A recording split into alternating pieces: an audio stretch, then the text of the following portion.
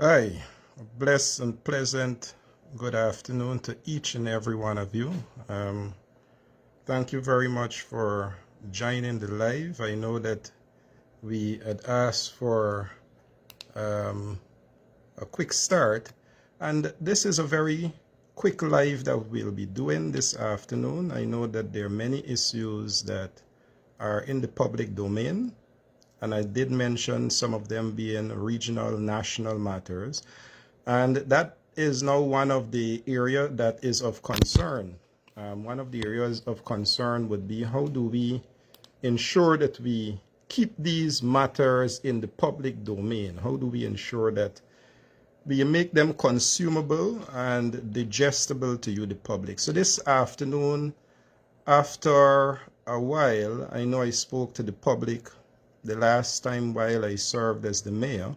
This will be my first live. I know I've had a few shows done on Nation Watch last Sunday, and this Sunday I'm now doing one of the first live that we've been doing as members of parliament. So recently I know the public have witnessed that the APNU is out there in the public ensuring that we take our campaign to the public and give you that sort of representative democracy that you deserve. So there is a lot of matters that we have been aggregating from you over the period on many issues. So that makes it a little difficult to come to you, the public, sometime in one conversation, in one letter, in one insight to get you the sort of thoughts that we want to express to you. So let me just make this quite easy. This afternoon, I'll be looking at four very quick matters of interest. I hope that we can take this to 1 hour of discussion and to make it as frequent as we can. You know, many times I promise to make these very frequent engagements with you, the public. I'm home this weekend. I was out in the fields earlier this afternoon and yesterday. And as I said, there are many issues as we go out into the field that we continue to aggregate and to have to address. But this afternoon, I want to take the time to address four very important, crucial matters. And let me just outline them so that you can at least anticipate what is to come in this dialogue. And I hope to make it a dialogue. I have another phone that I'm paying attention to some of the matters that come in based on people who are engaging in the live and some of the things that they are hearing as feedback that they would like to also comment on. And that's what I want to make this live this afternoon, so that people can also participate in the conversation of some of the matters being addressed. And the issues are going to center around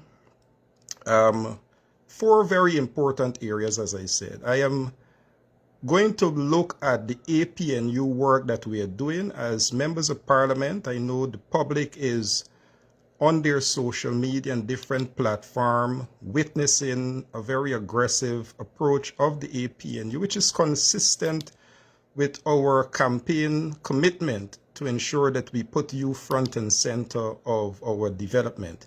And we did say that to do that, we will be engaging you more frequently. We will be on the ground to ensure that we understand the issues as they're confronting you and affecting you.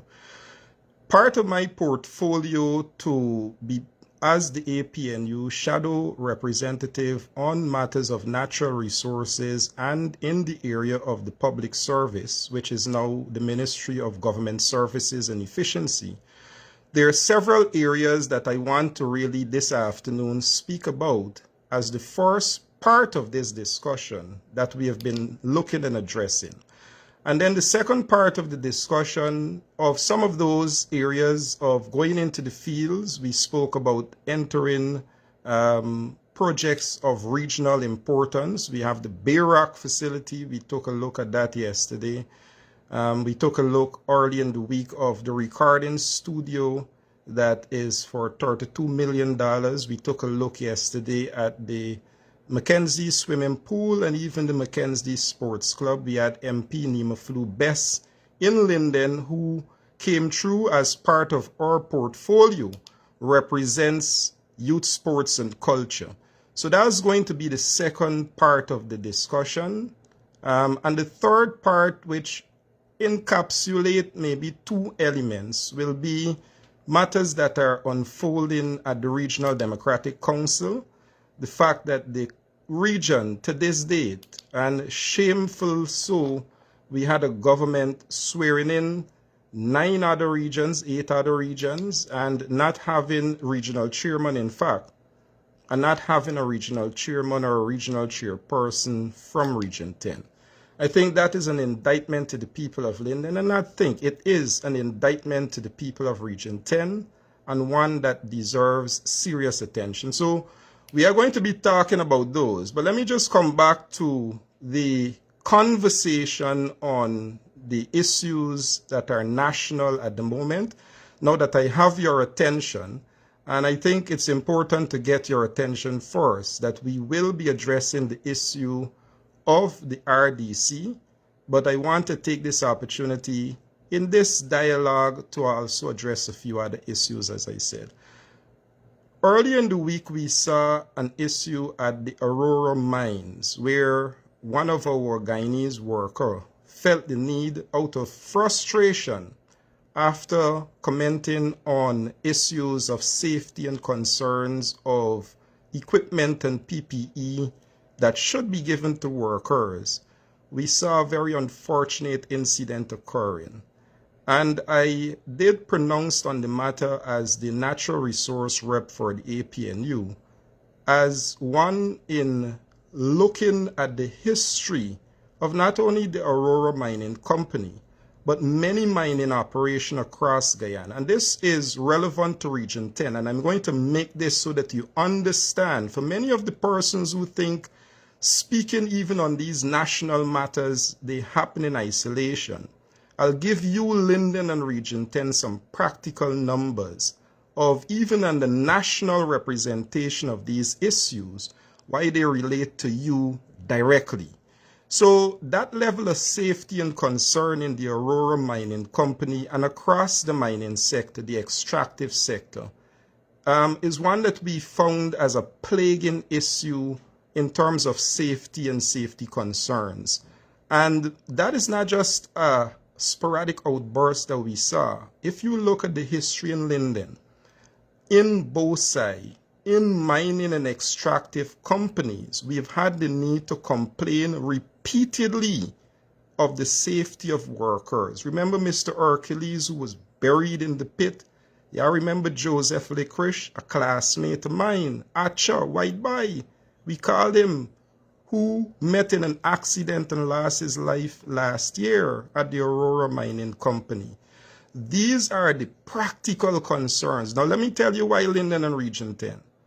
You have about 300 of our young men, our sons, our boys, who are in that back dam, in many of those mining companies. And that is the environment, their lives, to make a livelihood and to earn for you is what is threatened and in danger. And what we are saying to the government and said to this government this week, and as to the portfolio I hold as natural resource rep, is that this doesn't require the sporadic type of involvement of government. It requires something wider and deeper in terms of an investigation that allows our workers to feel safe and satisfy our boys, our young men from over at Wismar. 200 of those numbers of young people are living at the Wismar side of this town. That is how connected we are to the reality of the danger of an unsafe mining practice across this country. And it doesn't stop with Aurora. It doesn't stop in the back dam. It applies to every extractive area of mining in Guyana, even our bauxite sector. So that becomes a very important concern when we have so many young people, so many Guyanese in particular, who stand to suffer if we don't ensure that the conditions under which these companies, especially these multinational companies, are coming in, do not create safe practice for mining and the environment to do so.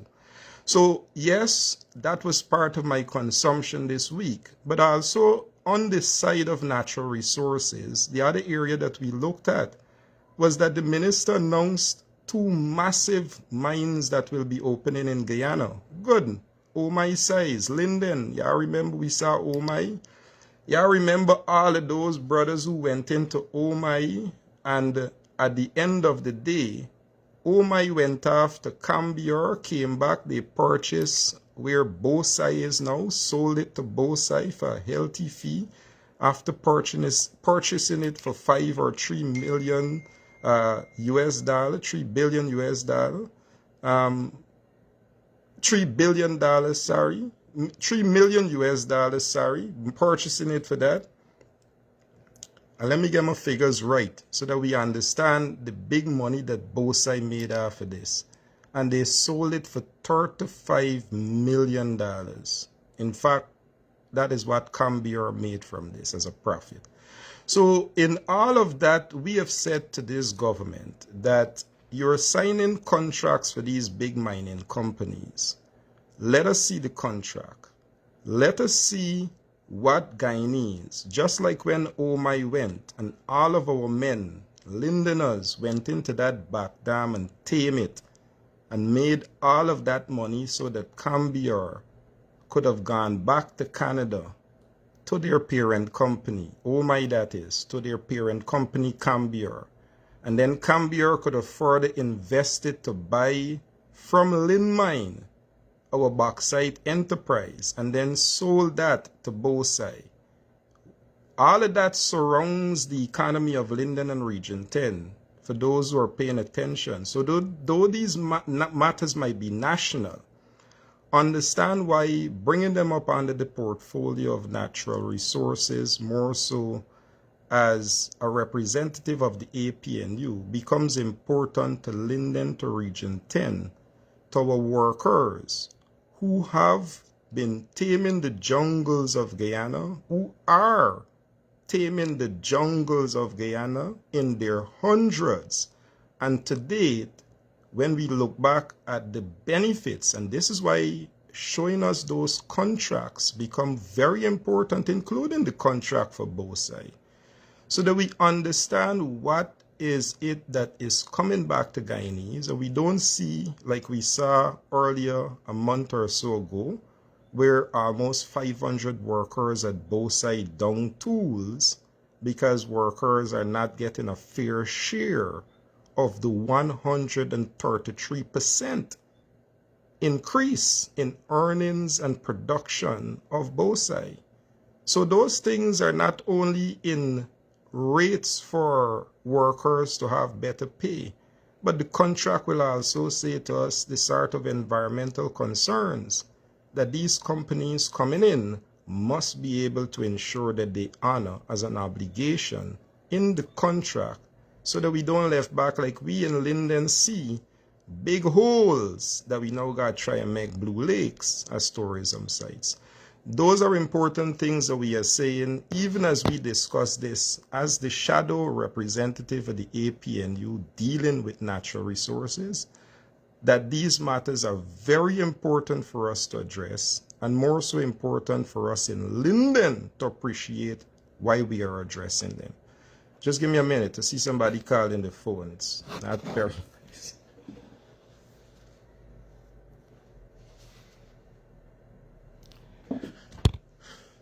Yes, sorry about that. So those are matters we have been addressing over the past week. I know several of the fellow MPs of the APNU are also in other communities, and we're looking at other issues that we can bring to the attention of Parliament and ensure that they're adequately addressed. Another issue, and those are two of the issues in the natural resources, and I want to really get those out quickly because I'll be putting some more effort behind getting the machinery of consumption behind those matters so that it doesn't be spoken of in isolation. And Linden and Guyana doesn't appreciate, as how I just explained to you, that our boys, our men are in the back dam, and if we are not attentive to what is happening to mining safety, it can come knocking at our doors in Linden, as it did with Joseph Leclerc, as it did with Mr. Hercules at Bosai. It becomes a very important thing. So it's not a national discussion in abstraction. It's a relative discussion, especially to Linden and Region 10, where 60% of the resources of the extractive sector comes from or through this region. It is most important that those discussions becomes relevant to us, not just on the level of the safety, but those contracts, so that we understand that growth of these sectors, big money making, but what about development of our communities? What of the reflection in our lives that these contracts can say outside of taxation, outside of royalties, what benefits come back to Guyanese? So those are issues we've been addressing and I will continue to look at. I am also at the level of the APNU, and I'm moving very quickly because I said this is a 1-hour discussion and I want to get to the last part of this live addressing those regional issues, especially that matter with reference to our regional chairman position. But the next area of focus within the APNU as the shadow representative in Parliament to look at would be the area of the public service and the area of where they have now determined or called the public service, Ministry of Government Services and Efficiency. And let me just say, from the direction of last Friday, and as the representative looking at this issue in Parliament, the government through the President and now the Minister of Government Services and Efficiency, Zulfikar Ali, have made the issue of the EID cards and the issue of government services, which we call e-government, to become a very critical talking point in Guyana. So the APNU is not against technology. We are not. In fact, it was the coalition. And I want persons to appreciate the importance of this matter. Because what government is asking us to do as citizens is to literally surrender our lives. Guyanese, and I want us to listen to this, as the shadow representative and understanding what government intend to do with this matter. The angle taken today, a very lengthy letter of course, but I'll break it down within the weeks as we go through the issues coming out of that massive today, to bring to Guyanese just how important we have to pay attention to this very critical issue that government intends to take from every single Guyanese daily, every piece of data that we will be producing. And they are starting that within the public service. Now, as I said before, that is not our area of focus to say we're against. We understand technology. It is the People's Progressive Party in the past who demonstrated, as my massive show this afternoon or this morning, the philosophy of dealing with data management in this country. The PPP, let us not forget, here is the minister and the president saying to us, their most novel approach, and where the coalition had started to work, is to take services of the state online on a platform that we call e-government, to take your life and every piece of data online in your e-identification. Our concern, citizens, is the capacity. It is where the People's Progressive Party in the past have demonstrated a history of dealing with data management, dealing with cybersecurity, and dealing with the issue of e-governance in this country. Yeah, remember when we had the one laptop, when they used to share it out like candy? Yeah, remember when we had the fiber optic cable, when they got it all around the place, string up like if it's clothesline? Yeah, remember when we had the data center, for those who know, stash in Castellani House? And what was really the NDMA, the statutory body to overlook data management, data handling, and cybersecurity in this country, stashing a car at UG. That is the philosophy, that is the history and the behavior of the People's Progressive Party in dealing with data management. And here what we are saying, if you're going to take all of this massive data that you're asking for us to submit to you and give it to you right now, this morning, everything goes online. You know, as e-government, let me tell you, as e-government, to see somebody talking about the patients and the nurses. All of your health information is online. All of your financial data management is online. It is not going to be given the static information. And we have seen what they can do with static information. What is static information?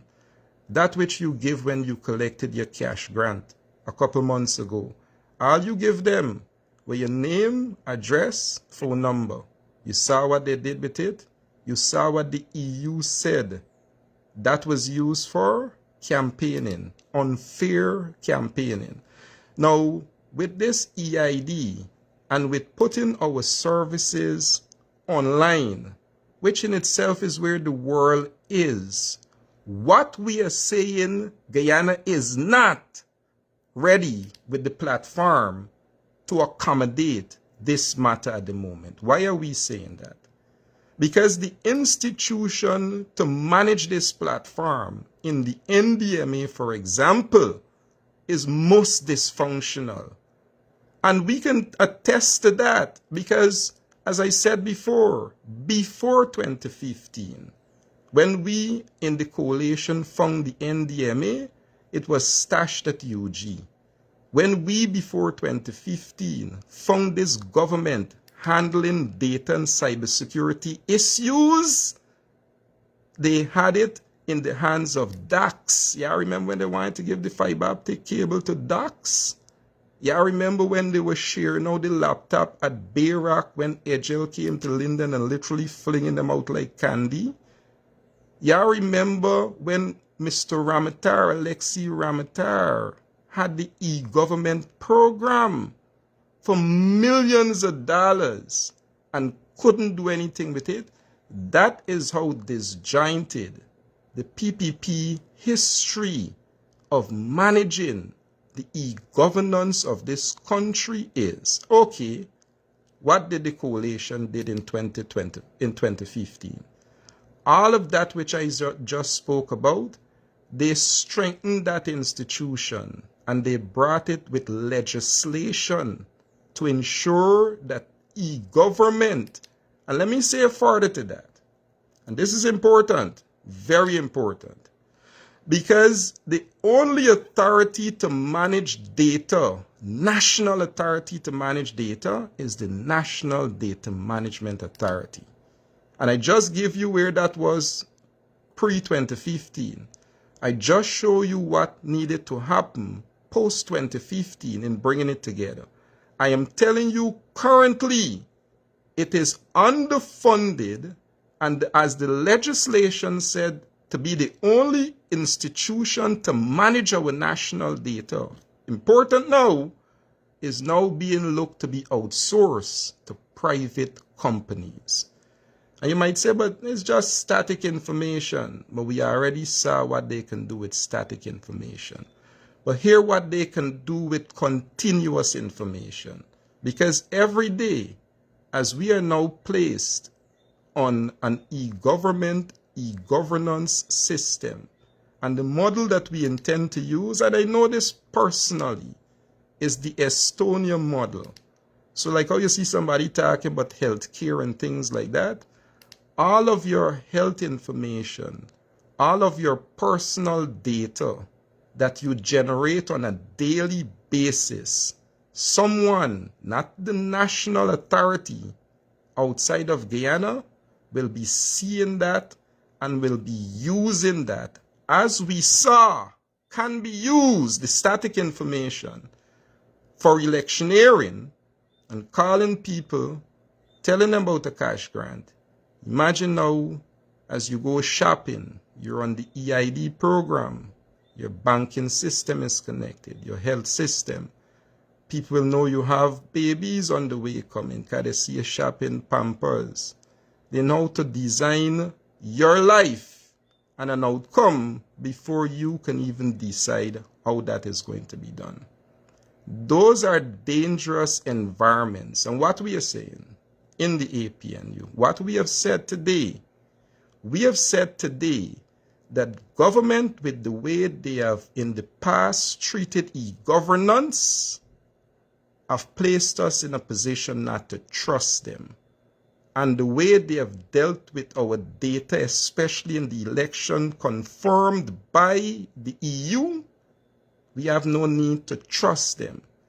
So before they bring this entire program and tell us about EID and tell us about e-government and all the information they've said to teachers and nurses that they have to do, we are saying that this must be done with proper oversight. This must be done as the Prime Minister accepted that they've not even enacted the legislation to deal with this. And the amendments to the legislation to ensure that more that must be dealt with must come to Parliament.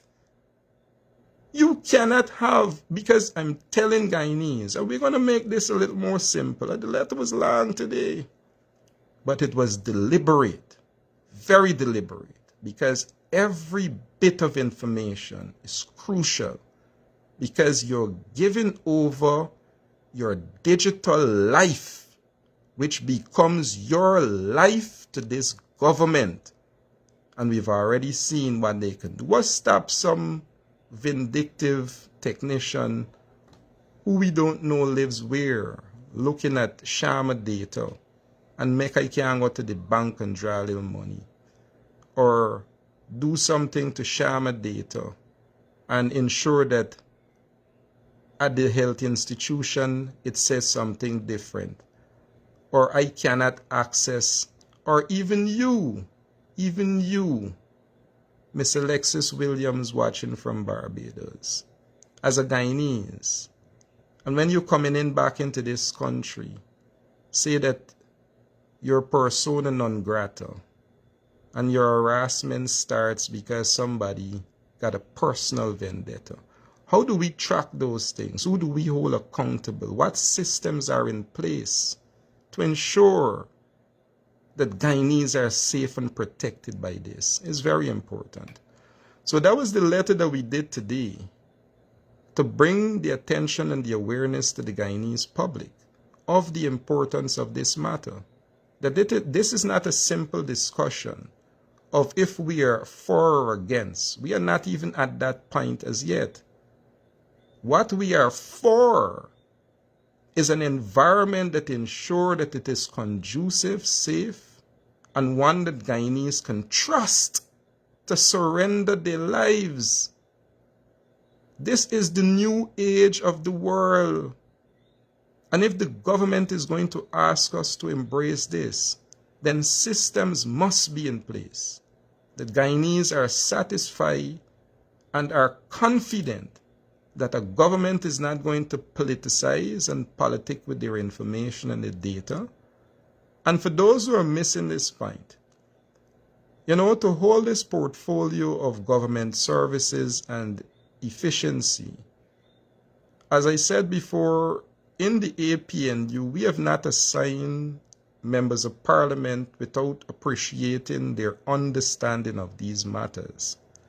So it is not just the politics of ensuring the public can appreciate the importance of these issues and how it can affect you as Guyanese, but it is so that we, the members of parliament, can able to understand them ourselves so that we can clearly articulate to you, the public, just how dangerous and important these matters are and how you could be affected by them if we don't take the necessary steps and precaution. So it is not a matter of for or against. It is how do we then ensure that those necessary precautions are in place so that when we are surrendering our lives to this government that have demonstrated on record, not only by our own attesting this as a fact, but by international cooperation, by such agencies that they themselves have welcomed, like the EU, to say that they are misusing this data to win elections and to ensure unfair competition. That in itself, Guyanese, is the sort of manipulation we should be mindful of. So it's a very important letter that I wrote. I know I'm saying it. Every piece of information is important for you to appreciate. We're going to develop this so that Guyanese can understand that this matter must come before Parliament for the type of oversight so that we understand what needs to be done. This government must not move ahead with such a massive program, taking Guyanese lives and their information, and more so for granted, and possible manipulation. It must be checked. Balances must be made to ensure that people feel safe, secure, and can trust such a system. The NDMA, our financial institutions, and all others must be part of understanding how such systems are going to be enforced and are going to work in the best interest of every Guyanese. So that is also one of the second area that I've been focusing on over the week as the representative on these issues in Parliament, and also to bring them to the national conscious understanding of every single Guyanese of how it relates to you on the ground. You know, yesterday I was out in the streets, and this is going to bring me to the second area of our conversation. And even though we are taking on these very massive issues in the natural resources area, and we are taking on these very massive issues in the oil and gas sector, in particular gold, oil and gas, to see how they directly relate to Guyanese. And I'm very encouraged that I'm involved in the natural resources conversation, not just as a background that I have of natural resources, but I'm a Linden now. I'm a Region 10 man.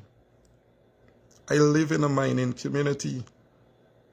I live in an extractive zone where those brothers and sisters, even in Ichuni and Kokwani, and where 60 or more % of the logs come from or through this region. So to have the opportunity as regional member of parliament to be part of the natural resources oversight, I want to assure Region 10 that as the extractive sector demonstrated in this country, not only in oil and gas, but every area of growth is measured as a plus for every one of those sectors. And Region 10 still looking the way it is. Take that as an issue. So not only as a matter of being able to speak as your regional member of parliament, but being assigned this portfolio helps me to allow you to represent the residents of Region 10 to appreciate, do we see growth? 133% bauxite will be growing by. You check the mid-year report. We got it at Parliament from the Minister of Finance. Check the report. 133% bauxite.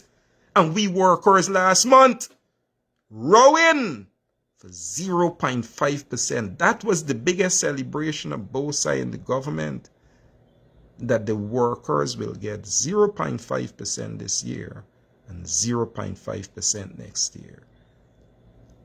So understand, when you have 600 workers at both sides, how directly related the extractive sector and the general natural resources sector is very relevant. Both sides represents the largest single private sector investment and employer in the town of Linden.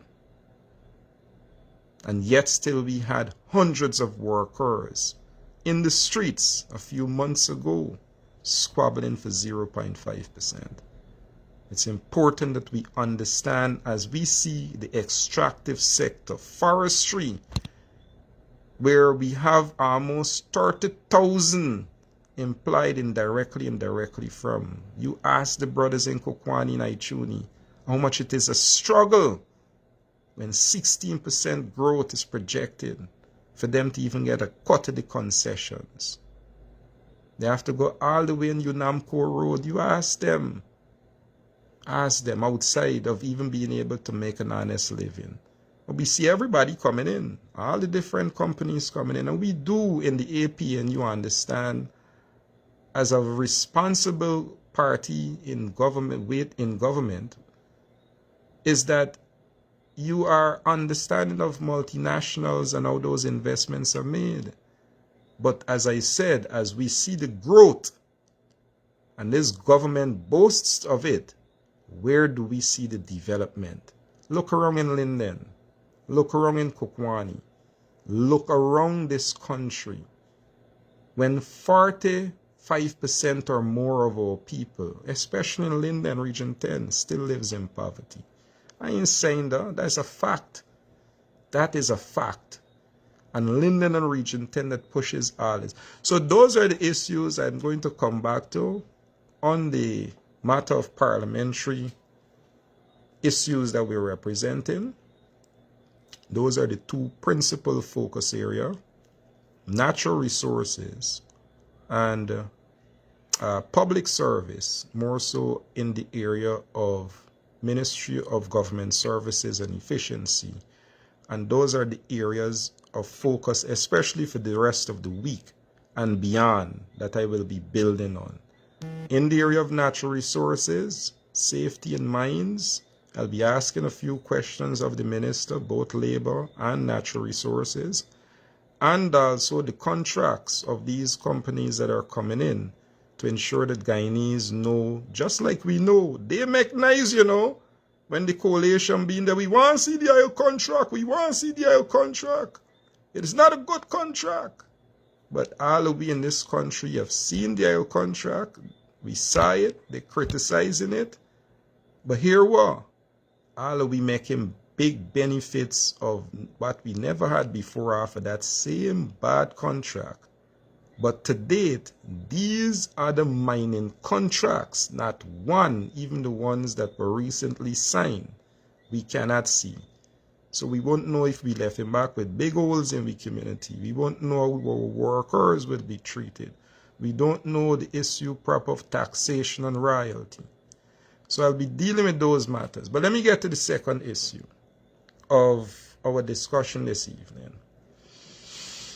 And that is to do with our visits yesterday to a few facilities around the region. And we started this last week and even before, and I'll get to the issue of the RDC matters as we move along. But I also want to thank the 5 APNU councillors who also joined in with myself and others, and I want to thank them for taking on this initiative of starting the process of going out and look at some of these projects. So they would have gone out and they would have inspected some roads, they would have went out and they would have looked at some areas of other infrastructure that comes through the region. And we took that on also, myself as the Member of Parliament, to look at some of the other projects that are coming through the ministries.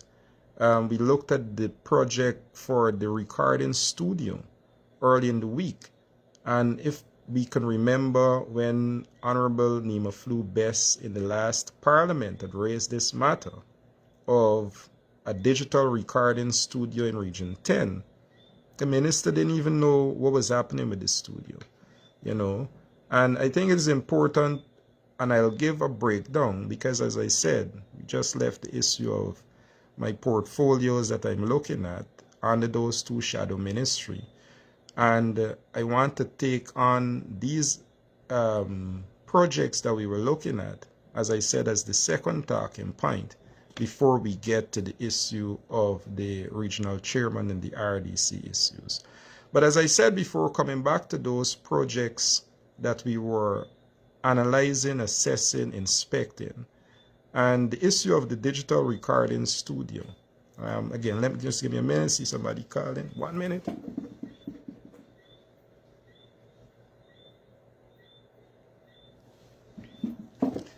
All right, sorry about that. So I'm trying to get through. I saw some persons asking some questions, so I'll get to those questions just now. All right.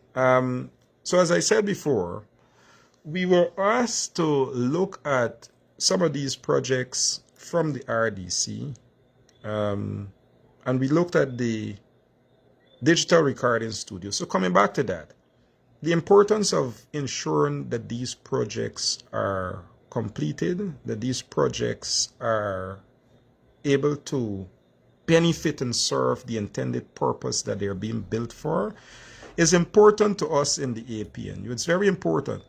And we know this because we understand the importance to you, the public.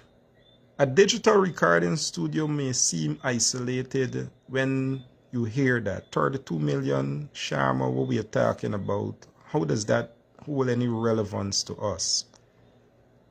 What does this matter to us? But let me say this. The best entertainment zone in this country is the tongue of Linden, the region of region number 10. At this moment, this region holds the Calypso Monarch crown in Quincy Lacon or Lincoln, I think his name is. We hold the Soca Monarch in Guyana Chapman. We have some of the best entertainers and people who came through digital recording background in this country. You go on the radio probably tonight, you'll hear the Teddy Bear and DJ Aquilo. Some of the best voices in Royal Tony. Some of the best announcers in this country. Some of the best musicians and entertainers at this moment are being starved. Those who are coming up. Those who are to benefit, those who are to culture this community, to give it a sound, a voice. I just saw Shrimpy asking a question. You imagine how much more Shrimpies we have. How many more that are there in the arts and culture environment that needs that voice, that clear Crips voice, that needs to find the money, that needs to go to Georgetown for so many years so that they can get this thing done. And I was told that the contractor is, I'll get the contractor name shortly. But that is the issue of these very important projects in this region, that we nonchalantly think that to even comment on them is taking a political angle more than how important and valuable it is for the development and culturing of this community. And I think as a collective, we must see that as an insult and more so as an indictment on those who think they can perpetrate that sort of narrative. It is most important. $32 million. The building is no less than just the 4 walls up. Over 2 years in, with the uncertainty of, as the year closes now, what is going to be of the project, because spending will have to stop at the 31st of December, as any budgetary project goes. And for every year these projects are delayed, it costs this community more, because it is then a gleeful point to be made by the government that we spend $89 billion on the people of Linden without, and Region 10, without saying that because of the rollover of Bamia, the money went up. Because of the rollover of Sports Club, the money went up. Because of the rollover of Bayrock, the money went up. Because of the rollover of the recording studio, the money went up. At the end of the day, I'll then come and say at least you get something. But at what cost? So I just show you two costs. Cost of the community losing an opportunity to have our people cultured and benefit from something that we're entitled to, because we've always been cultured in this country as we are right now. We have the two monarchs. We have some of the best vices in this country. Garden and all of them come through digital recording environment. And to date, we have no clue about what is happening at that studio. They said the finishing, I saw the MP, Nima Flew Best, who I'm grateful brought this matter up, and we've been paying attention and will continue to, say that they said it is expected to finish on the 31st of December. 4 walls are up, 31st of December. 4 walls are up. They're saying it's going to finish in less than a month, or just about. Y'all understand how they take this community for granted? So that's one project that we visited yesterday, and we've been following up in the week. And it's important that as we pay attention to these issues. So, you know, I know my boy Baba Man Best has cut some of the best songs in this town. And we don't have this artist studio. We have 2 young men who try to ensure that they can give us songs and vibes, but that is not enough. And at what cost does this come at? So when you see the members of parliament and regional officials on some of these matters, it is not just that we can try to embarrass and no. It is so that we can identify with you, the public, how much you stand to lose first by not having these assets culturally, how it affects the community and how it affects development of our culture and young people, and economically when the government makes the point of the amount of monies they're investing in this community, that is not necessarily so. Very important. But then we had the opportunity in the same space on the second issue to check the Bayrock Community Center. And let me say just how ridiculous it was. And I'll give the gentleman yesterday who aggressively confronted us an opportunity to relate him. So I'm going to use this program, this discussion. At no point will discuss people by name or to get personal. The issues, as people know my politics coming through the campaign, and generally have always been, because it keeps us focused. And coming down into the conversation, for those who want to think it's about them, that's okay. But it will be about the issue, and I want us to stay focused on those. Very important. Very important. So we went to the Bayrock ground yesterday, where we were confronted aggressively, very aggressively, almost to be chased out of the venue. Which, can't happen. Nobody can chase me out to no venue in this town. And I only talking so because I'm telling you of a position of authority here. We jump enough fence around Sports Club for people to keep we out of anything. So we know to get it, notwithstanding people trying to keep we out. And there's a warning for those who trying to keep we out. Just know that the fence got to be more higher than we can climb for us to not get in the venue, which is not yours, by the way, which is not yours. And to think that we had thousands of children using the Bayrock ground over the past week for several school sports, inter-house, inter-schools. And we were being asked not to take pictures out because somebody felt embarrassed. And that's why I'm not going to deal with the locals, because it was highly inappropriate for us for them to even come to us and for them to even think they could have said to us not to even be there to take a few pictures. But what that did today, it got the Minister of Sports and his entire machinery, newsroom and everybody put out aerial photographs of the facility as if to say, look at Bayrock, look where it is.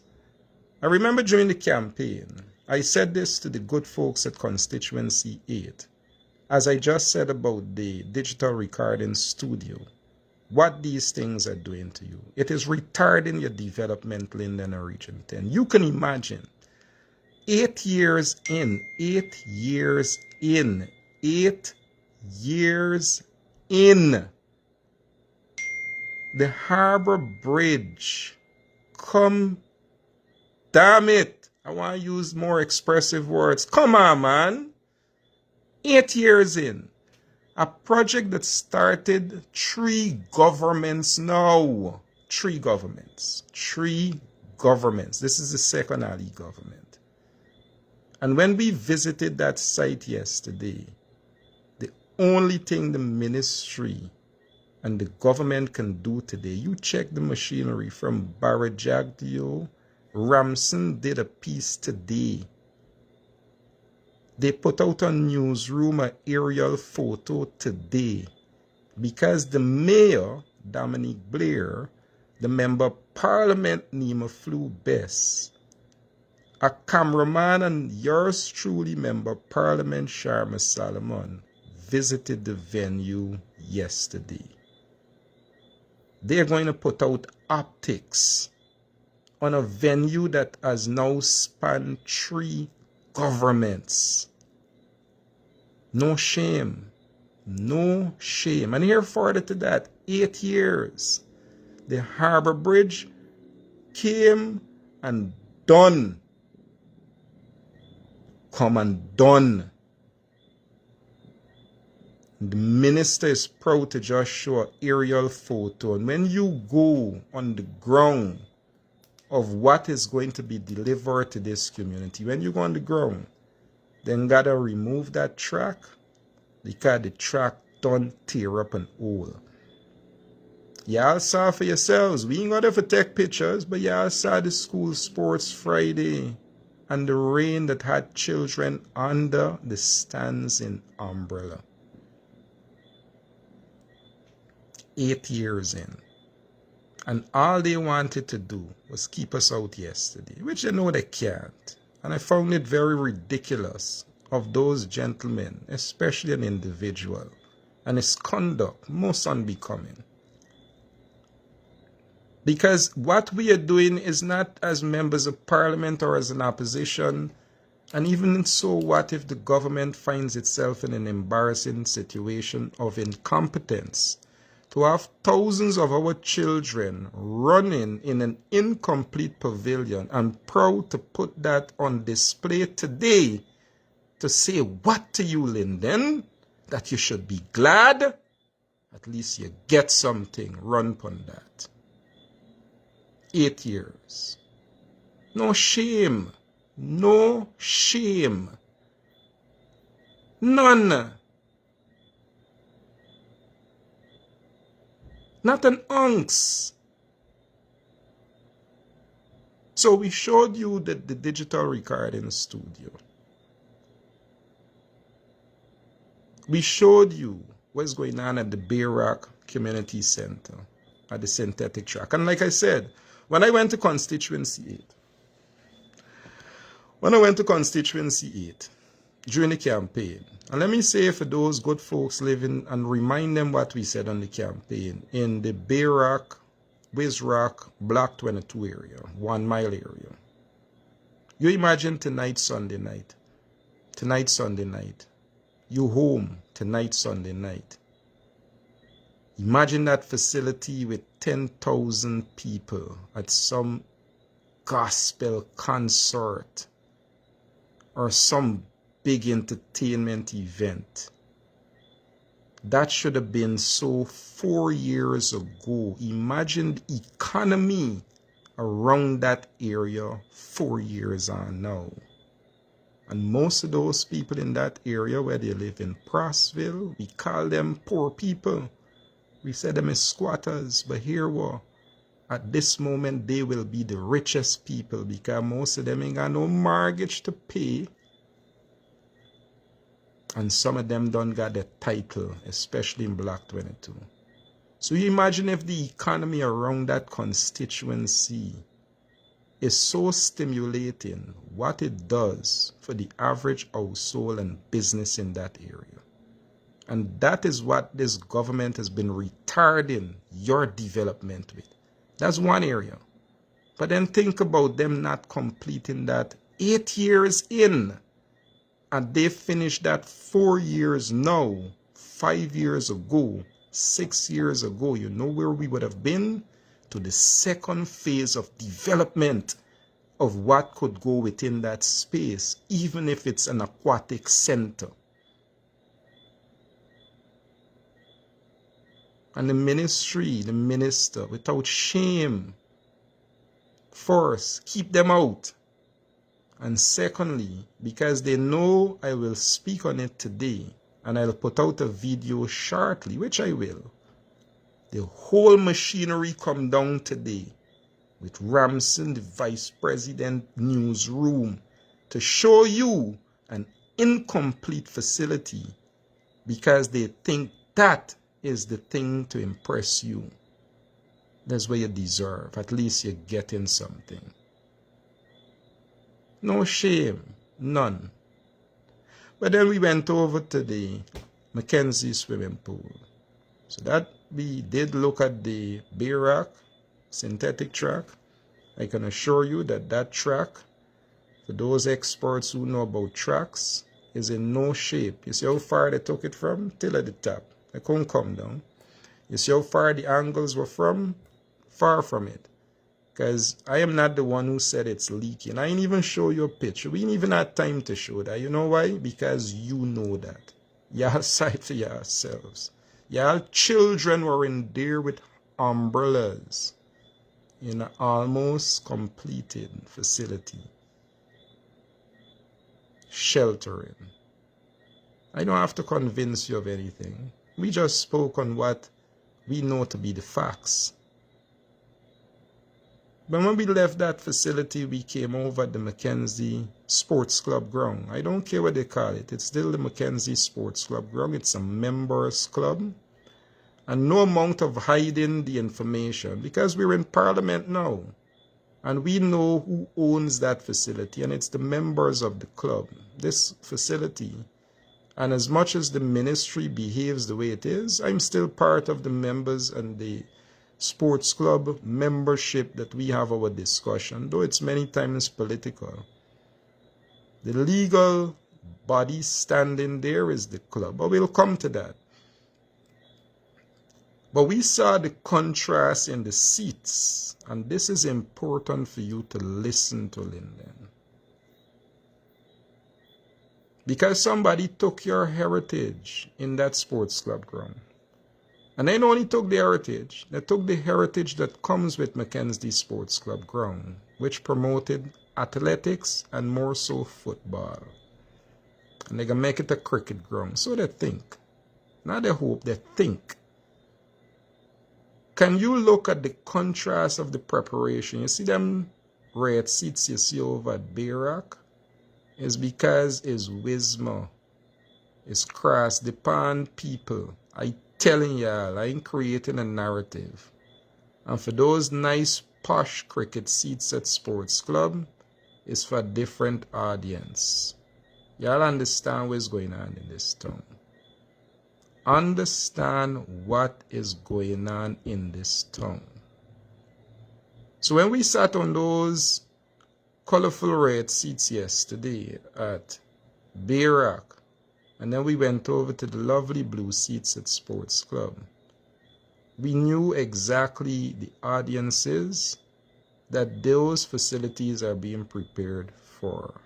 But I can assure you, Lyndon, I can assure you, Region 10, for as long as I is a little boy jumping them fence, and we know how to get into them facilities, and as for long as I'm the regional chairman and mayor and knew and know now about the ownership of these facilities, they will always belong to you, the people of this town, to decide on how they will be develop, advance, and for the use and purpose of your interests.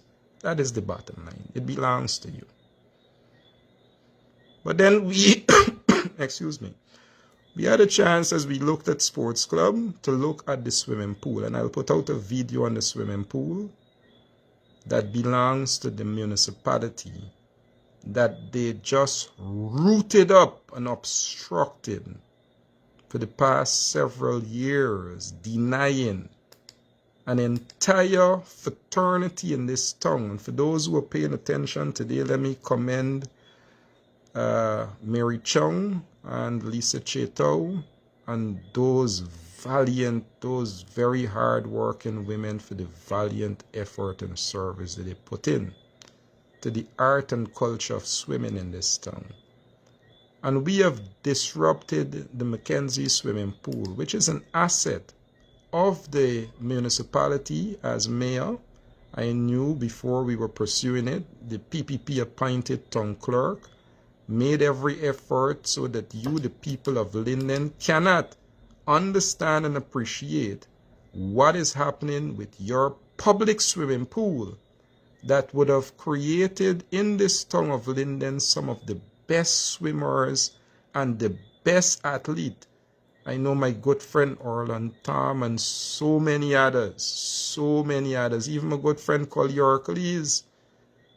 We had and still do have, you call it now, the best swimmers in this country.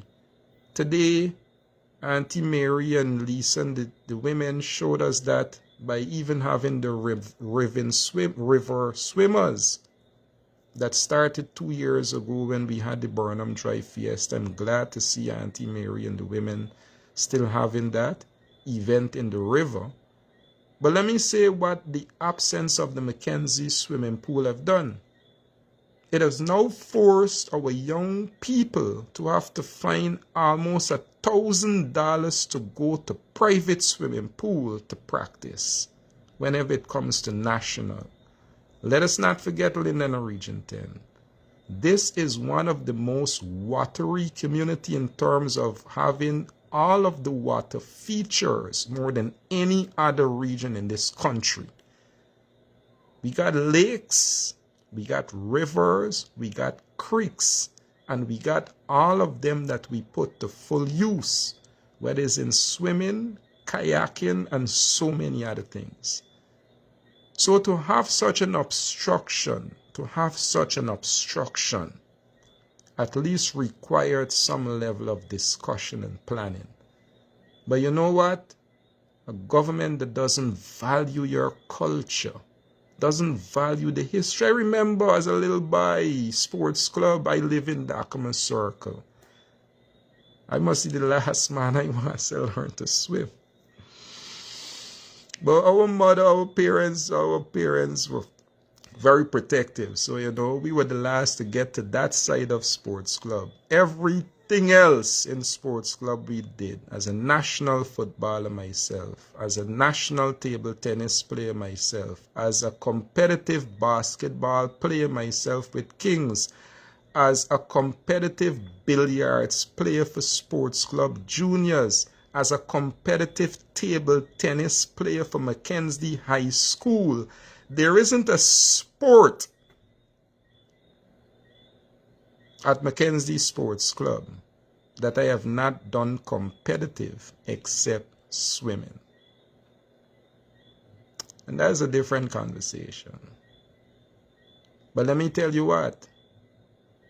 It was the most interesting part of Mackenzie Sports Club. We produced the finest. Every Sunday, the culture and the art of swimming was created by the YMCA pool on a popular level. All of those brothers and sisters that live in Kamaka could not wait to come to the Mackenzie swimming pool to showcase just how talented they were. We broke the whole thing up. Just tear it up, broke it up, just tear it up. Because you know what?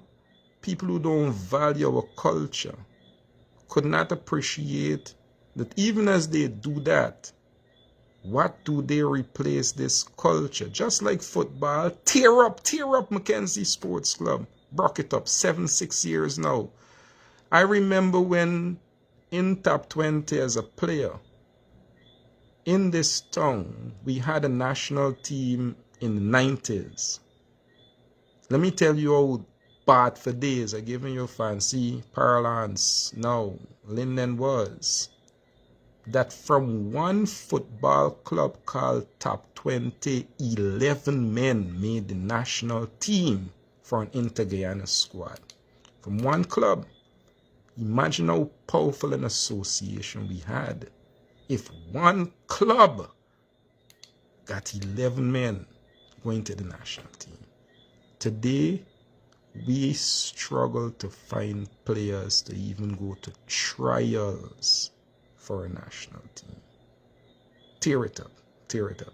It's the same thing that happened with swimming.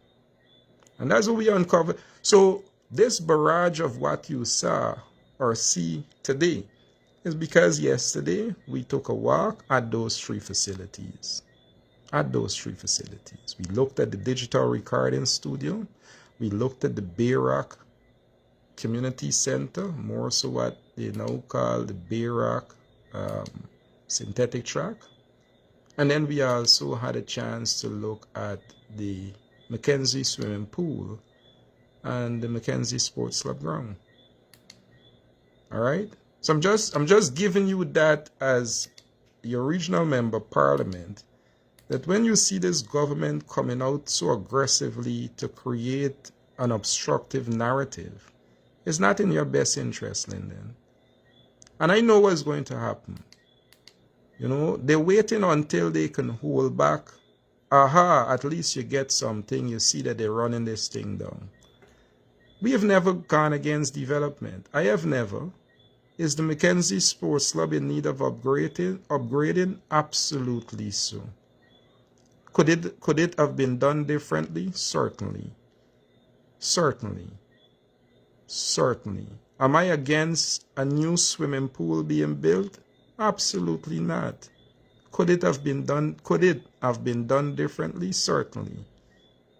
Because what that shows in other communities, Linden and Region 10, this doesn't happen. It doesn't happen. You don't see the obstruction of an entire public, the life, the culture, without replacing it with something, except it is done in communities like these, Linden. That's a fact. I served as president of the Upper Demerara Football Association. I've been around football my whole life. Football, I'm so grateful that would have given me, as I advance in life, even now as a member of parliament, my discipline, my culturing. I owe a whole lot to football and Jimmy McLean and the Top 20 Football Club. At this moment, I'm still the president of Top 20 Football. I served as president of the Upper Demerara Football for several years and the executive positions we held. So not only is now I am in a different realm, I cannot appreciate just how obstructive this and these decisions are and were to not only the sport, but as such an involved individual who played national football, who lived youth football, who administered football, have been culturing this community through sports such as football that gravitate to our young people, more so in the grassroots communities. So this exercise that we did yesterday was to have that appreciation, and we saw that sort of obstruction at both the Mackenzie Sports Club and also at the swimming pool, and with no replacement or even no understanding. And at Parliament, remember, as the mayor, we got someone there who was appointed to not do our work. We don't have to ask them to engage. As your member of Parliament now, I want you to know, as I want to thank Comrade Nima Flew Best for coming to the community yesterday. We will certainly be raising these matters in Parliament, because you might say, but what Parliament could do? Well, hear what? A lot of those spending, and you might say, but well, yeah, I could stop. But you know what? You didn't know if it didn't come through Parliament. What was happening with that digital recording studio? It is through Parliament that we even knew about that and even get an understanding of the spending.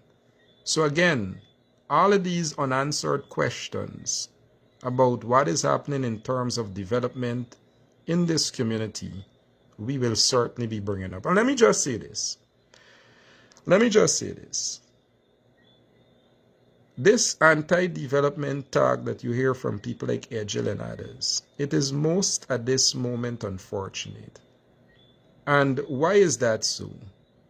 Because if you look around in this community now, right now, and you can see pictures that they show you, let us not forget Linden Region 10, Guyana, that this is the second Ali administration, It matters not if it's months. This is an island gas economy. We are now going to be producing with these new wells, and I'll come back to natural resources in the week, 900 barrels of oil every day. 900. We are slowly moving to that 1 million barrel a day. A day. A day.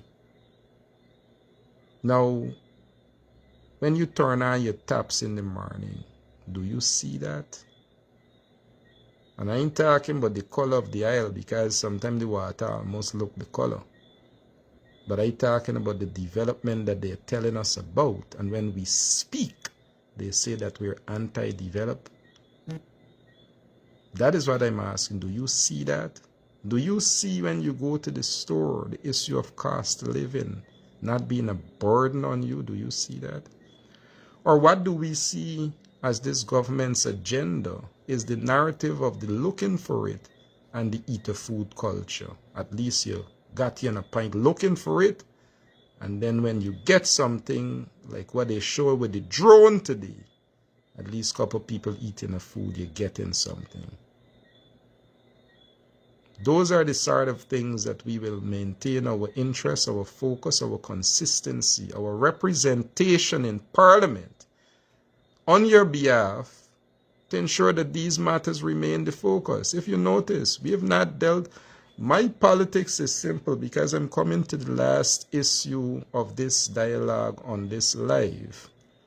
As I addressed the first two, I said 4 matters, but this last matter will put into 2 parts.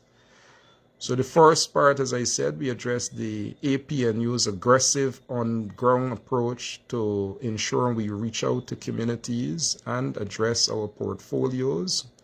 My 2 portfolio of interests, and you can say 3. I do cover issue in the regions, but ministry-wise, I'm shadowing natural resources. I give you some of the areas of interest and matters that I'm looking at this moment. Mining safety, we saw one of the frustrated miners expressing his frustration. It represents a wider systemic safety concern that we are elaborating and articulating as a party. We talk about the contracts that we see government speaking of, all of the extractive sector expansion development, but that is not being reflected in our communities and in our own lives. And we want to see what those contracts say.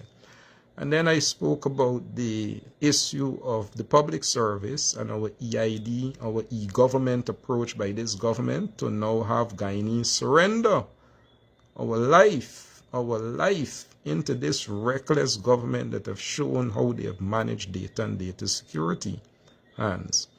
And then we looked at the visits that we had to those facilities on your behalf yesterday, the digital recording studio, the excuse me, the swimming pool and the Mackenzie Sports Club and Bayrock. And now I'm going to be addressing the regional matters. And let me just say quickly that as the APNU continue to ensure that we provide for you, as our commitment goes, right, proper, strong representation, We remain focused on all of the issues that continues to affect our people and how we could ensure that we bring right, proper, strong representation to each of those issues. Now, over the past few weeks, several going into a few months, we have had this issue of Region 10 and the issues coming out of the 1st of September election and the results of what those parties who contested the election received in terms of votes. And that was a very important exercise that was conducted on the 1st of September. What occurred after that is most unfortunate. And I'm not going to spend too long on the issue of all of the issues that got us there, because trust me, it is a distraction in itself that is most unfortunate. But what presented itself, and I want us to really pay attention to this, were several opportunities, several golden opportunities that we missed, and we missed to our own convenience, and by now could have advanced significantly. And that for me, the first opportunity being after the 1st of September, we had gotten the attention of a few demographics, especially our young people, who needed to be properly enlightened and educated about what becomes of the electoral process post-election, which means after the election. What happens? What happens? What happens with a council? What happens with a parliament? How do these things work? You know, what they were given, however, wasn't that opportunity to learn.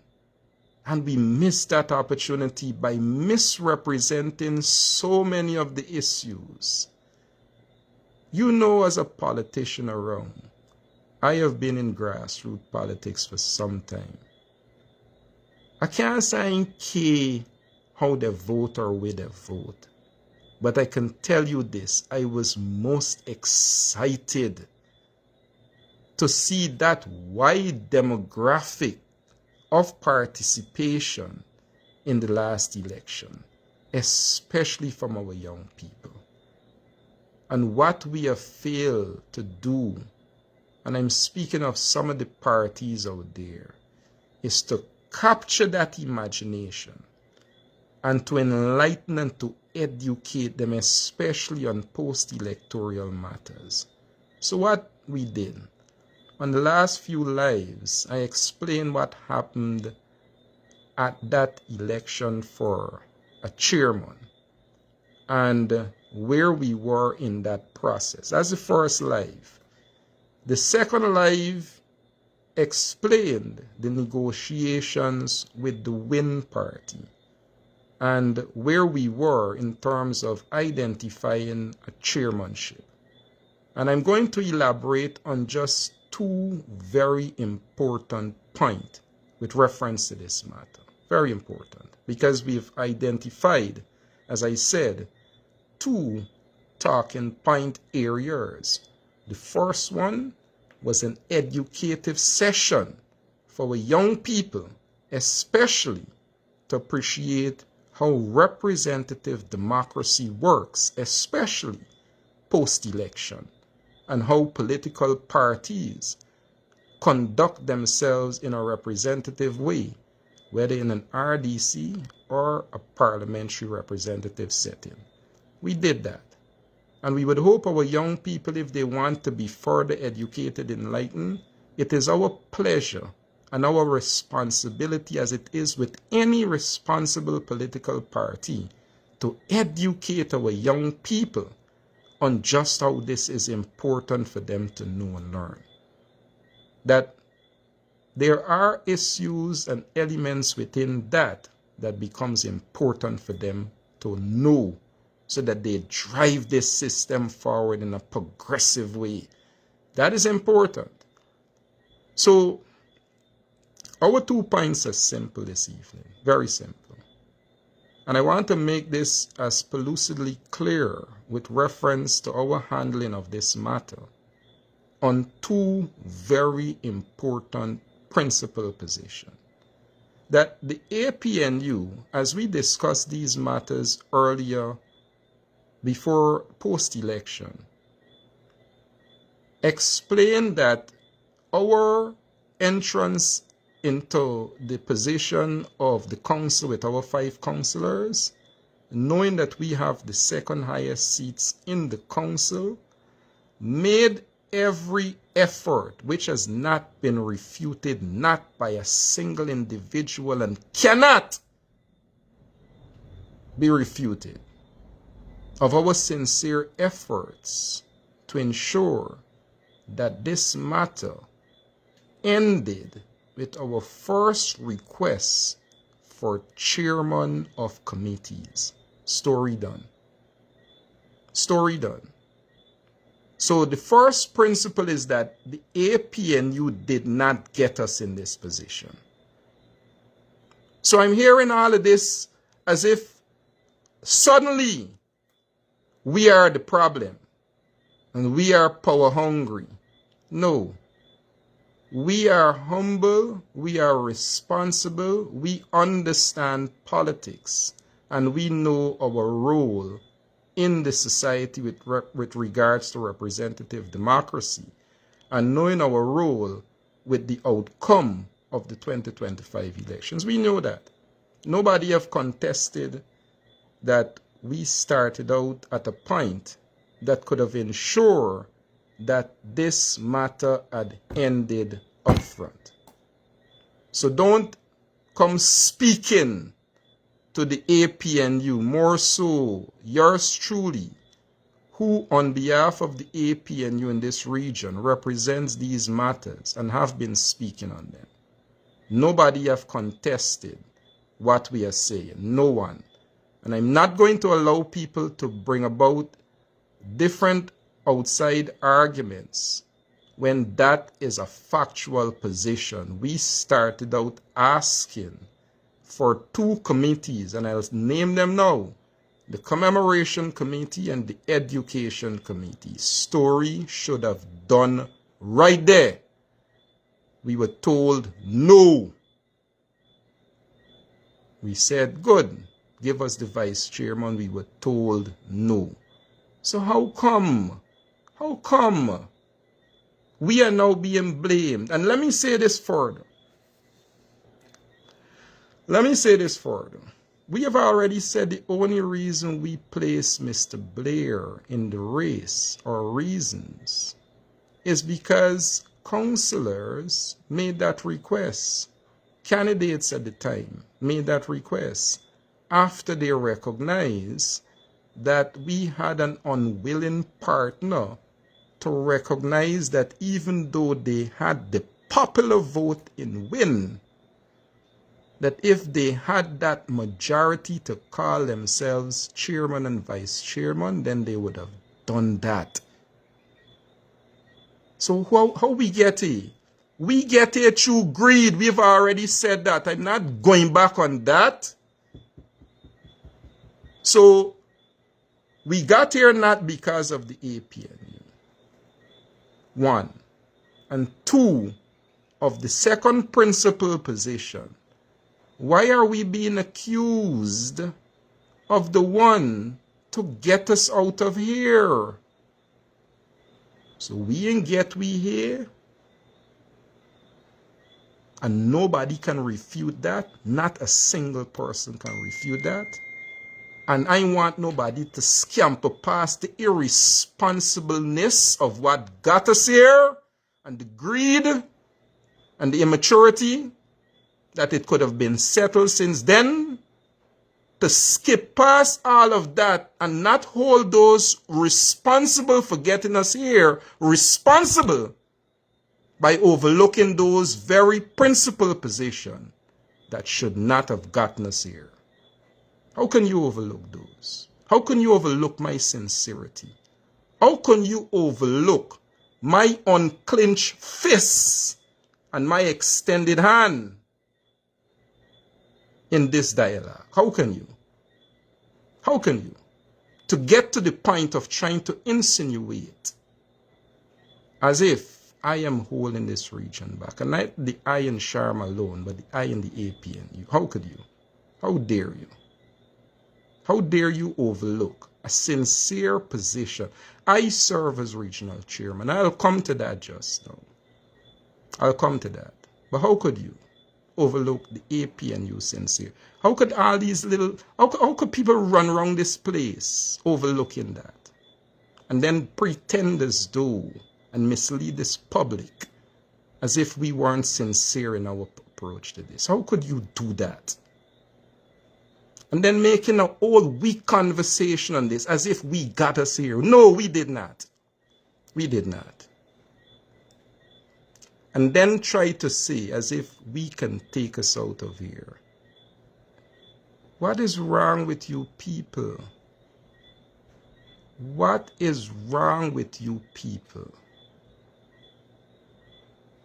How can we take us out of here? The REO yesterday said, which though unconstitutional as it is, that this matter is back with the minister. The PPP is demonstrating that they have hijacked our local governance through our municipality, first with a clerk who first saying and recognize Mr. Blair as the mayor. And we had some of you cheerleading it on because it serves some of your narrow interests. We hear some of the shows, but we know the public is paying attention and will not be misled. So we got that hijacking of a local governance system, and now we have the hijacking of the RDC. But I'll come to what that means to Linden and Region 10. So for those who are distracted with their obstruction and miss this bigger picture, to think that we who have not gotten us here can take us out of here. It was the Win Party who recognized the people who can take us out of here. You know why? Because they went before the REO office. That is where it is directed, to the REO and to the minister. Our most important call at this moment is not outside settlement of who should be chair or vice chair. It is about ensuring constitutionally that meeting is called. What comes out of that based on the decisions and discussions and the conversations and bargainings and the discussion by the councillors, so be it. But constitutionally, our voices should be raised for that, because it's an indecency that Region 10 of all the regions doesn't have a chairman. But instead, you hear somebody say they give Sharma a letter. And for 2 days, a show as of yesterday and the days before recklessly made that an issue which had absolutely no truth to it. None. There is nobody in Win that can say they give me a letter. And I'm glad that I was told, I didn't watch the show, that Mr. Gorin intimated that that was not true. And I'm glad he would have cleared that up. But you know what? For the perpetrators of that reckless piece of propaganda, they will not come out and apologize, because they think job is done. That is what we have consumed ourselves with. Not that the hijacking of local governance is important for us to collectively place our voice where the importance of the matter lies, that there must be a meeting to get to our chairman. No. People think trying to come after me to look bad. Listen, I can't make it look bad, bottom line. Because we're not going to act outside of the systems and the protocols. We know how to deal with this. We have been dealing with this. We aren't the one to get us here. And we aren't the one to get us out of here. But we are the one that are prepared to work to ensure that we get Region 10 a chairman. Bottom line, because that is what we should be working for. As a former chairman, let me tell you what is going to happen. So let me tell you, Region 10. Let me tell you something. In the absence of your council, Region 10, you're not having oversight. And as far as I can think about, maybe 4 quick things I'll tell you about. Because if I was your chairman now, as experience would have had it, you know what? You're missing the oversight of, as the year come down, the amount of monies that might go back for incomplete projects. So, under my tenure, for the years I've been there, you hear the talk the nonsense where people send back money. The monies don't be sent back. The monies are budgeted and given to you. What happens is if you don't complete a project, that money is then returned. We don't send it back. It is the administration's incapableness of not finishing a project and even council's oversight. So right now this region don't know what projects we were unable to finish. So if it's a little health center in Florida 7 or a little health center in Retrieve or a school in Kairuni or some one of them places, then we will not know why those people were not able to, in Block 22, get the community center. The money gone back. We ain't able to scrutinize that. Somebody want we look at that, and that should be where we must understand. You see, my politics is more mature than some of this immaturity nonsense of obstruction. That people spend 2 days to say we collect some crap of a letter. What letter?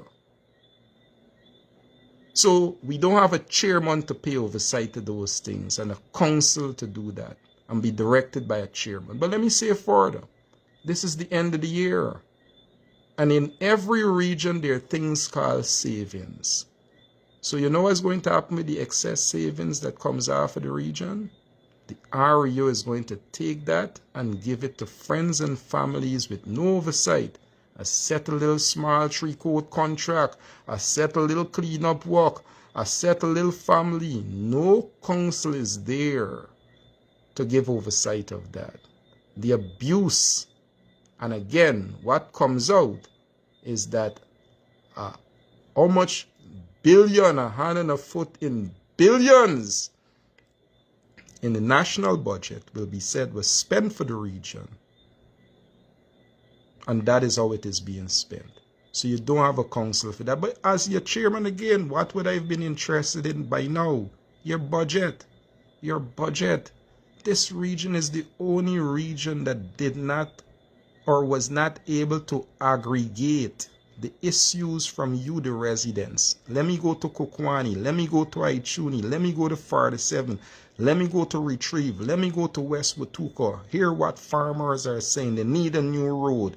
Them people in Kokwani need a better school. They needed to go into the budget. Them people in Half Mile need a new community center. Them people, none of that was allowed to be taken on board for this 2026 budget that is being prepared so that we can aggregate these things from you, the people, and prioritize them through the council to get them to your delivery.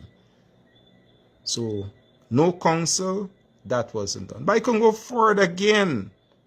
As your chairman, I would have wanted to see the committee's work so that we understand in preparation for matrimony, like how some people ridiculously, without even apologizing for that reckless behavior, about 11 million coming for MASH, have not been able to budget as yet for matrimony and many of the cultural programs in this region. So I would have wanted to know through your committees what is happening with agriculture, what is happening with education, what is happening with health, what is happening with public administration, what is happening with works. We see people talking about all of these roads and all of these concrete works, but you know what? There is no works committee where the works chairman gives his final signing off on some of these roads, but people are already receiving their retention. People are already getting outside of the liabilities and defects period, and we are complaining about. So there is no oversight, none. So do we condone this? Of course not. Are we the one to get us out of here? Of course not. Are we the ones prepared to work to get us out of here? Absolutely so. But how can we do that when all we doing in this region is misdirecting, and some of it is deliberate of the sort of misdirection of ignorance, that we are misdirecting people because we ourselves don't know, or it's deliberate in its personal attack. And I think it's the latter.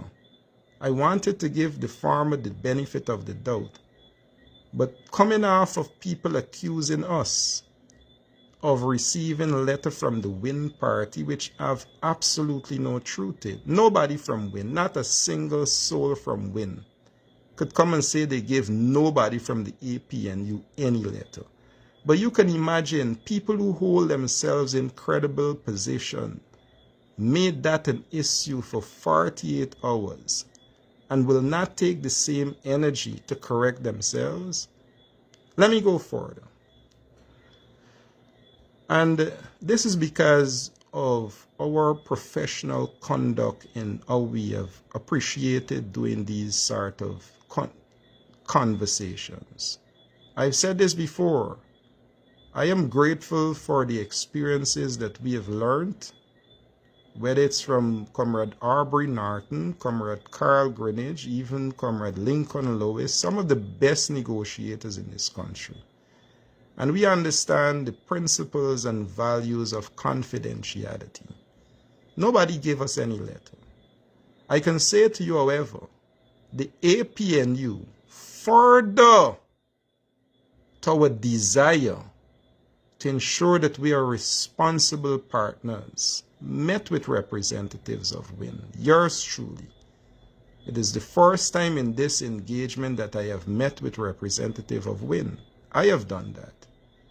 And I will continue to do that. And because I value and respect what I hope that we can build on, it is not for me to say what some of those discussions were. But what I can say to you, for the 2 hours that we sat down, for the 2 hours that representatives of WIN and I sat down, and they're very senior in the region,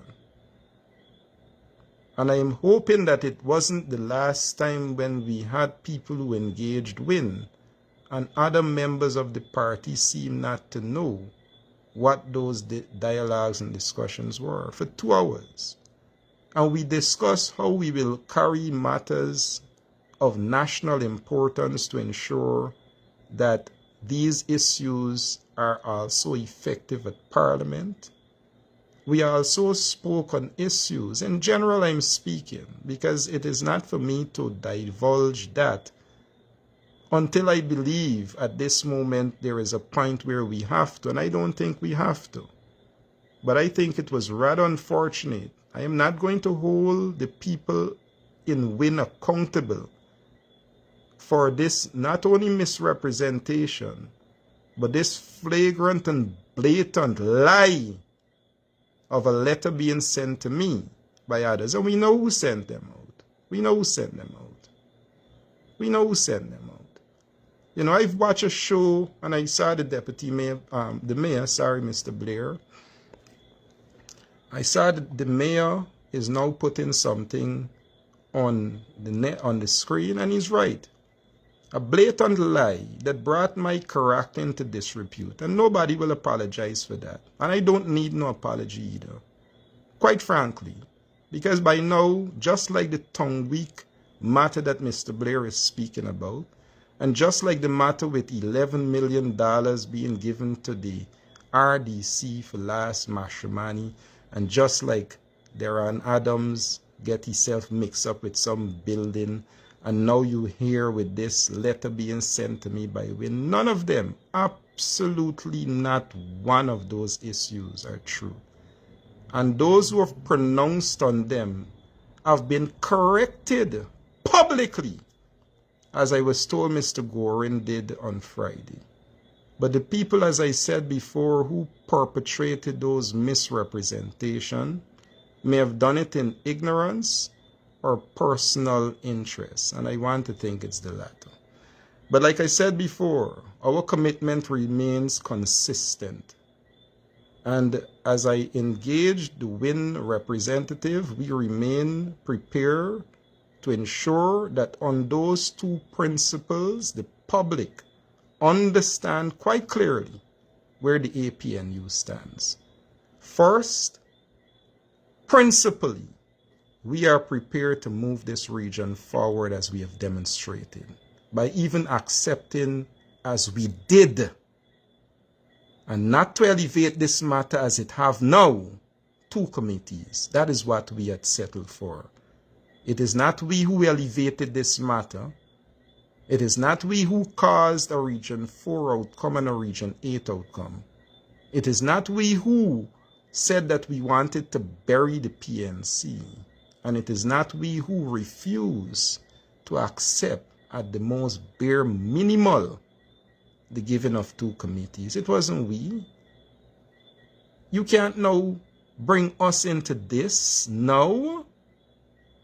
How can you do that and forget our sincere, unclenched fist to ensure we move this region forward, especially on those matters that I just spoke to you about?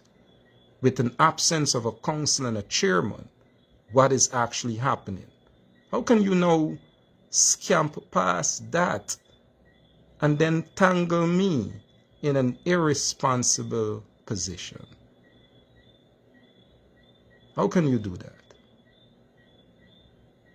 So we are saying clearly, I know, let me see, I know I started this, it's at 5 o'clock, and I should have finished at 6. I know I saw some questions coming in, and we are going to answer as much of them as we can. But as I said before, no one can say that they've given us any letter. Nobody, not a single soul. Nobody, they won't risk it. They won't risk it. They wouldn't risk it, you know why? Because they know that they will be putting their own character on the line, especially when we have sincerely been having our dialogue and engagement to ensure that we move this region forward. They won't risk it. But it's unfortunate that those who got that which they believe is aha moment, I got you with tongue week, aha, the best tongue week in the history of this tongue, financially and by scope and capacity. That was missed. Aha, we got you. Not true. Not true, but we missed that. The Mashramani that needs such support, injection, government attention. Aha, we got you. Not true. Not true, but we missed the opportunity to ensure that we have a better Mashramani. A young man in Deran Adams who gives service to this community, indelibly so. My goodness. As the man about to gracefully bow out, what should we do the youth man by? What should we do to him? Aha, we got you. Not even true. Listen, I built like an armadillo. I was a Muslim. We come from a different teaching. All them aha, you got me, means absolutely nothing to me. Nothing. Because now watch. It's not true. It's not true either. Somebody saying, don't come off the life. Yeah, you know, listen, I've already expressed, there's a lot more things to talk about. You know, and I think we've made our point on those issues that we weren't the ones to get us here. The APNU have demonstrated through its leadership, including yours truly, our now mayor, Mr. Dominic Blair, persons in our central executive like Mr. Egerton David, Mr. Kensel Grenville, Councillor Webster, our councillors, Councillor Kisu, those councillors who have been sworn into the RDC, our leader of the party, our remaining members of parliament. I am quite certain the public have recognized our level of responsible leadership that we continue to bring to you in that right, proper, and strong representative way. There's no amount of distraction of them aha moment and personal attacks should take you Londoners in Region 10 away from the real focus of the issues affecting us. Some people are out to distract you. And that is what you must know. Outside of their sensational matters that they bring to you, they offer absolutely nothing of solution to us. And I think it's by time we all recognize what brings positive solution to us. We have to confront the People's Progressive Party. When you think you get a aha moment on Deran or a aha moment on Sharma, who though they're slugging for each and every one of us every single day, you think your aha moment does what? Make me look bad? And then what? And then what? When I look bad, what? What? You look good? And then what? The people still hungry. What type of nonsense politics we playing every morning on this TV? Serious. Because trust me, y'all ain't gonna make me look bad. Not me. Because look at it.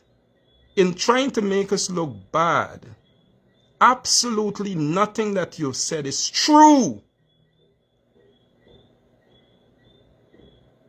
And then the PPP scamper off, we complain. The other day I wake up trying to get a very important document so that the public could see what happened in the Aurora mines. You know why I wake up to? Blackout. Blackout.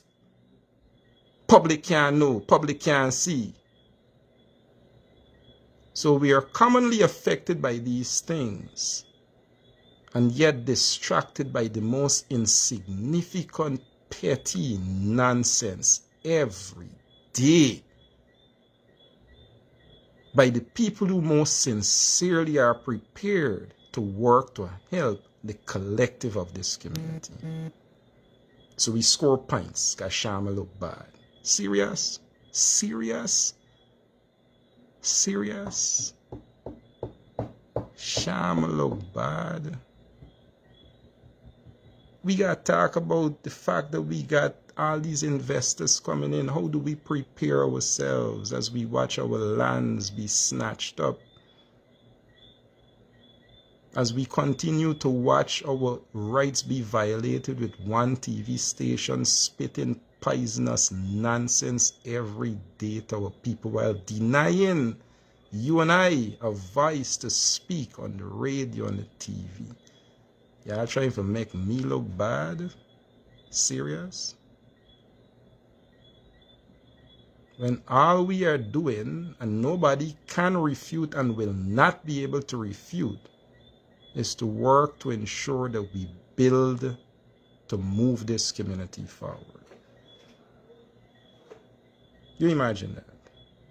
So no win party, no win representative, or nobody that acted on behalf of win can say those two things. And I know sometimes we are so caught up in our sentimental support for political parties and, oh, it's what the one Sharma saying. I don't care what nobody said. This is facts. This is facts. We don't go out there attacking political parties. We don't go out there attacking personalities. We go out there attacking the issues. Period. Nobody can say that they have not seen our politics to be that which attacks the issues. Period. As much as people get me caught up in the issue of, yeah, Sharma, that doesn't. Think about just the example in this conversation right now. I can easily call names. I have no interest in calling nobody name. I will not give you people the life of calling your names because people know what we are talking about. The issue is most important. Most important. You are not going to be a distraction to the things affecting the people in this town. You know, you, the personalities, will not be a distraction to take us off of our war path to get people what they deserve. Clean water is what we want. Start there. Don't make Sharma and the town council issue of clean water. We don't run Guyana. Kind of nonsense that's come down in this thing. Eh? We got the sustainable development goals. It said by 2030, somebody just put it up. Y'all think we looking like we can get clean water? I got to drain me pipe. Almost, you know how much wasted resources that is? You don't know if you wake up tomorrow 8 o'clock, they can get another 2-3 hours blackout. What is wrong with you people? We are so consumed because we want to forward. Listen, ain't nobody making I look bad to advance. If you want to advance, advance. Come out to people and show them what you can do. No win party, no individual who got political aspirations should understand that they're coming after the people who are out there and demonstrated before and have been demonstrated and will continue to demonstrate representation for our people. That if you hit me and make I look bad, you look good. And what does that advance for our people?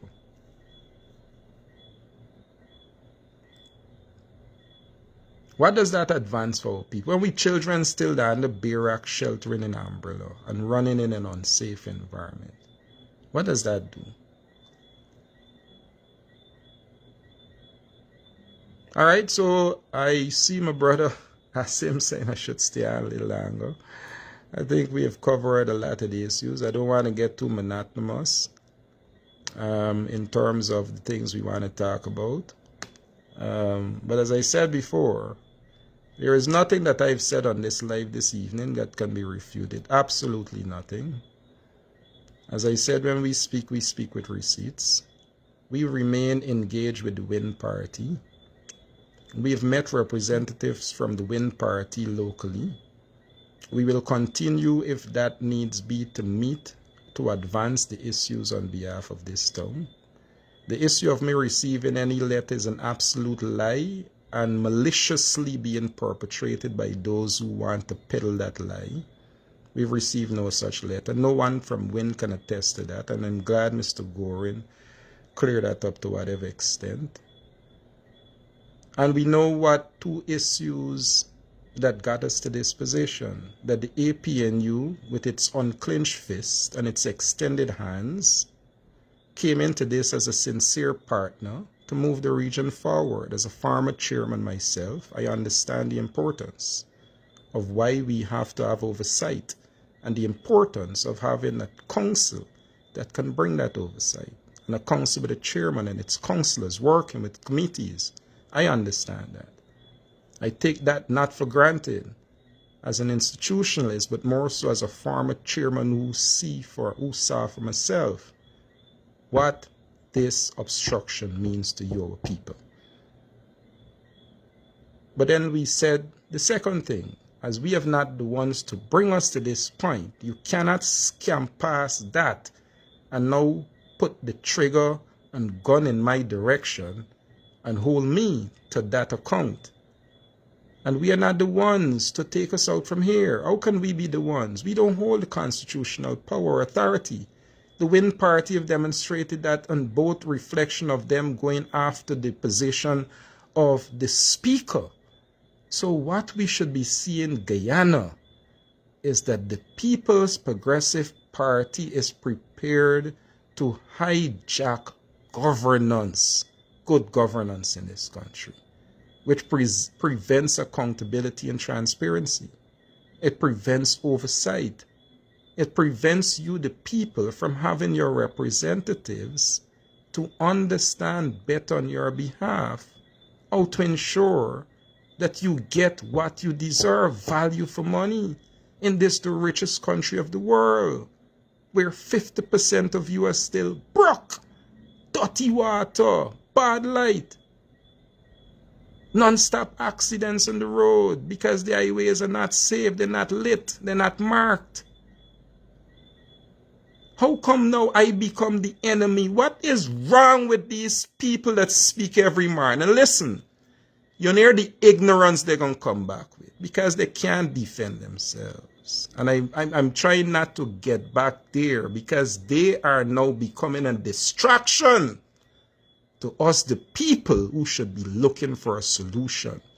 Whether we are the people in the APNU, we are the people in WIN, we are the people in Forward Guyana, we are the people who understand that Linden, the heart of Guyana Region 10, the heartland of this country, with so many resources and so much to offer, should be in a far better position.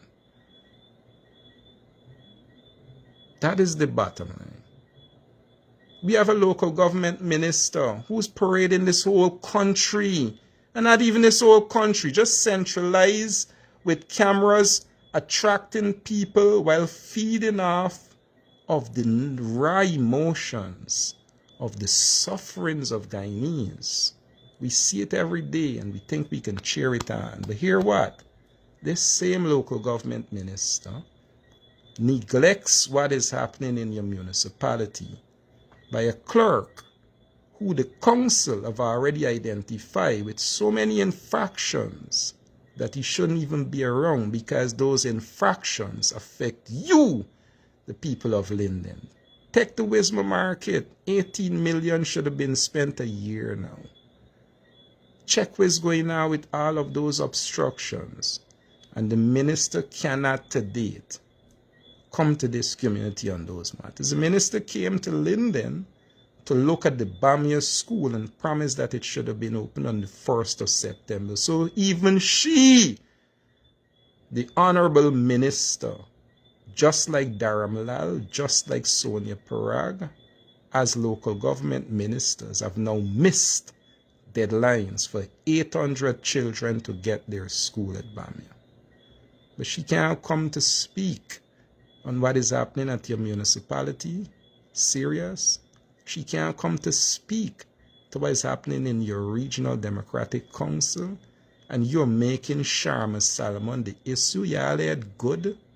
Serious?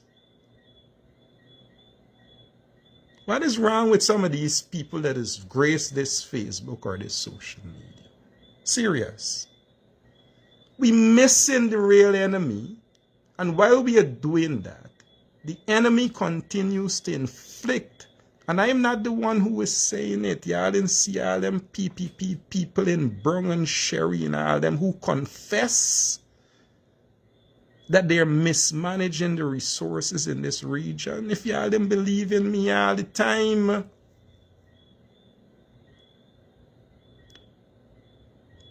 and quickly we will scam past that and come back to Sharma again as the problem, which I have said before. I don't believe it's the farm, it's the lot, it's personal, and we can deal with that. And every day our people, those 2 youth men that died, yes, it's an accident, but y'all look at that accident site, it's black right now. You know how much people, more lives in danger? You ever try coming up that highway right now? You know how much people life in danger? You see how dark it is? I wrote something about it the day when those young men passed away. That we need to light the highway. Those things, we got all of these things. And you're making who the issue? The people who continue to speak, fight, stand up consistently, day in, day out, on these matters? Serious? Because it helps who? It helps who? It helps who?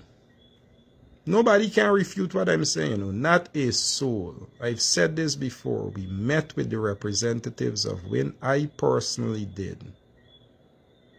And we had a very cordial and a very, very good conversation on many important issues, not only in the town, in the region, but nationally, and how we as a collective, because I still believe that no matter what, no matter where we go, in this region, we must also be able to project a position. As I've always said, don't tell me how you fit in Region 10 into the national agenda. I will tell you how I want to fit into this national agenda. And that's how Region 10 should be thinking.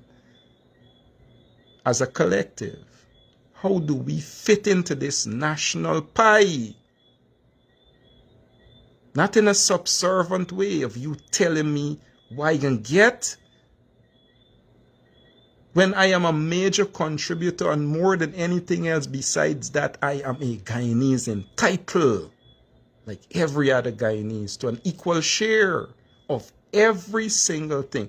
And I saw my guy Marvis online. I know you and I spoke. Marvis, I haven't gotten on to Ronald as yet. But Marvis represents one of the issues I spoke about earlier, of small miners in this country who are being taken advantage of by large miners without proper representation from agencies like GGMCs and them. You understand? And those are now our concern, to ensure people like Marvis. But you know what Marvis represent? Marvis is not Linden, man.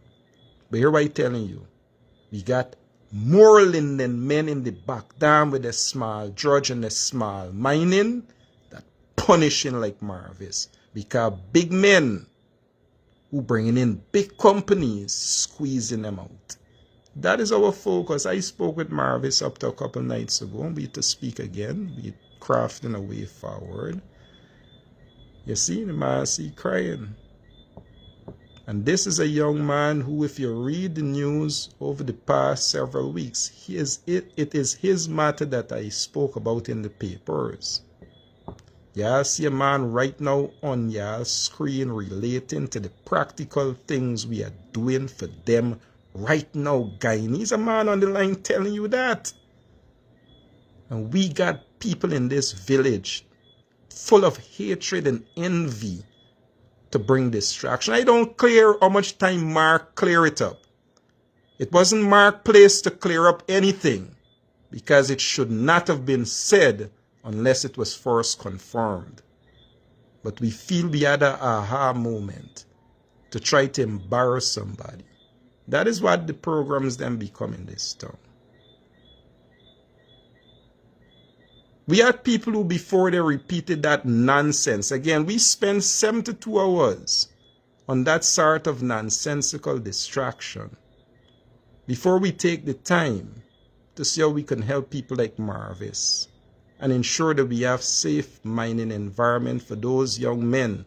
I know over 100 little youth from Block 22 and the Valley and 1 Mile who up in the bush, down in the back dam. They're 1,500 feet in Aurora underground mines. Before we make sure they're safe, we're talking a bundle of nonsense. That's what we're doing every morning. All right? So thanks for your time. You know, it's my prayer time, by the way, too. So I'm thankful for your attention and your time. And know that these issues are massive. Let me tell you something. Guyana, Linden, Region 10. These are tough times. These are massive issues. The issues that we are now dealing with in the APN, as I said, natural resources. My goodness. Guyanese, there is no reason for no single Guyanese in this country or out of this country to be so dissatisfied. There is no reason in this country for us to have dirty water, blackouts, constant obstruction. None. None. And I want to say that in all that is happening in this country, as I said earlier, the APNU and its leadership in this region will remain firm and committed to its principles of ensuring we put you first with right, proper, and strong representation. Thank you all. I want to say that your attention and your time was worth it. It is my first live that I'm doing since I've been, I'm now a member of parliament. I hope to make it frequent.